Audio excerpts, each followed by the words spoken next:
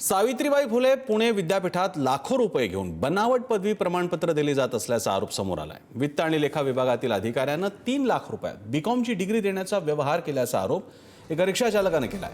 मुलीची पदवी आणायला गेला असता काही अधिकाऱ्यांनी त्याला ऑफर दिली।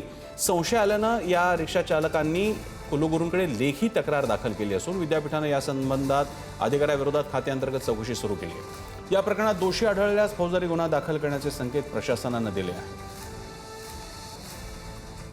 पुण्यामध्ये बोगस डिग्रीचं स्कॅम समोर आलेलं आहे। विद्यापीठातून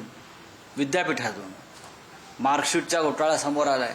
शाळांना मंजुरी देताना संस्था चालकांना ज्या प्रसंगाला सामोरं जावं लागतं आहे, मुळात 2000 शाळा बंद पडलेल्या आहेत महाराष्ट्रात आणि नवीन शाळांच्या मंजुरीसाठी संस्था चालकांना प्रत्येक टेबलावर 5 ते 10 लाख रुपये द्यावे लागतात। देवेंद्र फडणवीस काय करतात?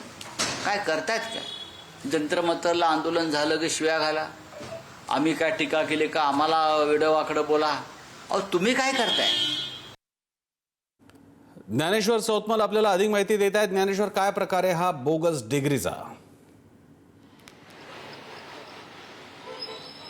पुण्यातला एक रिक्षा चालक आहे, तो विद्यापीठामध्ये जेव्हा गेला होता तेव्हा विद्यापीठातल्या काही कर्मचाऱ्यांनी अधिकाऱ्यांनी 3 लाख रुपयांमध्ये बीकॉमची डिग्री देतो असं कबूल केलेलं होतं आणि तिथूनच ही माहिती जेव्हा समोर आली तेव्हा या रिक्षा चालकानं विद्यापीठ प्रशासनाकडे तक्रार केलेली आहे की विद्यापीठातले काही लोक पैसे घेऊन बोगस डिग्र्या वाटत असल्याची ही तक्रार आणि यानंतर विद्यापीठानं देखील एक चौकशी समिती जी आहे ती गठीत केलेली आहे।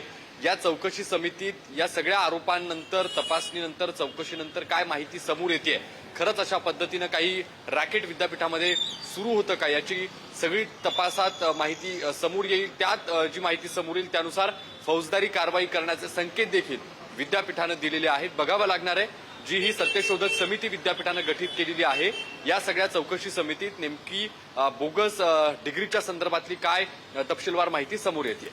धन्यवाद ज्ञानेश्वर, तुम्ही दिलेल्या माहितीबद्दल।